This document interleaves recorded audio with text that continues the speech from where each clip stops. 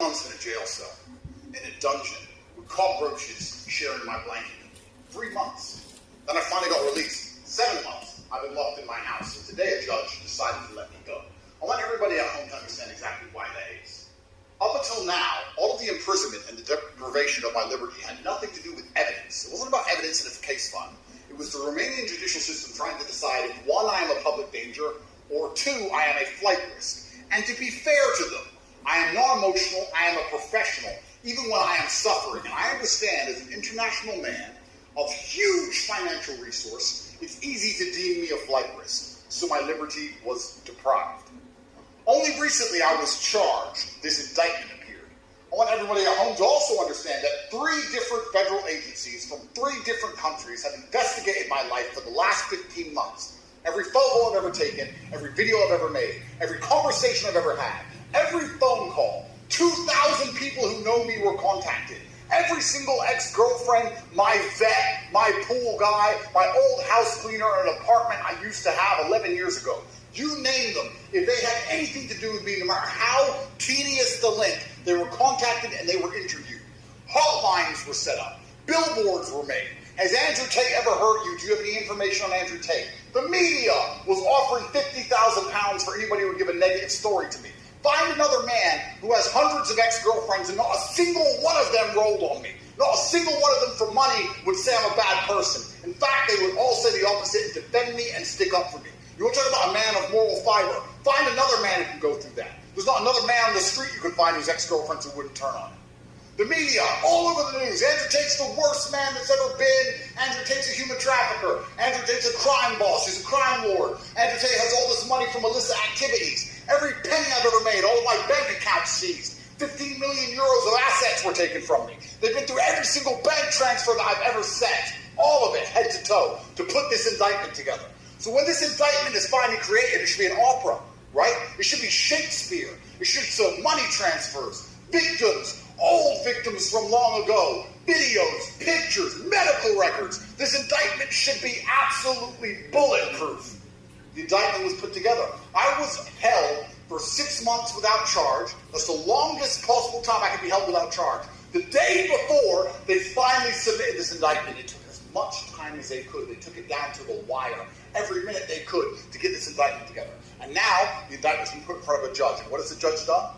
The judge has picked up this indictment, looked at it, and said, this is garbage, let him go. Their bulletproof indictment. After all I just described, they finally put together a document that the judge has instantly said, let him go, this man should not be held. Anybody who believed this garbage, anybody who was insulting me while I sat inside of a jail cell, saying that maybe I am a human trafficker because of some stupid video from 10 years ago, any of these people who once insulted me or refused to defend me because they were scared, and that is the same thing. Something I haven't realized, a whole bunch of people who are my friends now and on my team now and are now begging me to bring views to their shit podcasts didn't have very much to say while I was sitting in a fucking jail cell. Not very much at all. Don't think I don't know. Me and my team know exactly who was on my team and who wasn't. And I also know what I have done and what I have not done. And God knows the same. It doesn't matter if I get fucked at the end of this. It doesn't matter if I get completely destroyed. It doesn't matter if they put me in jail for life. I know what I have done and I know what I have not done. And I find absolute solace in that. Now I am free. Yes, I will remain free until the trial date when this garbage is finally thrown out and my name is absolutely and utterly clear. Anybody who believes any of this garbage is going to regret it, because I tell you something, Tristan said something to me in that jail cell was completely true. He said, 13 years in the Chateau d'If, and then the world is ours. If you have not read The Count of Monte Cristo, I strongly recommend that you do. In my final act of defiance against the Matrix, I've decided for my first day of freedom, I will visit the mosque and I will pray to God, because Allah is the best of planners, and then I will return to my house and stay home. That's right. You locked me up for 10 months. Where are you going to go? What are you going to do? I'm a bit tired. I'm going to stay in my house. That's what I'm going to do.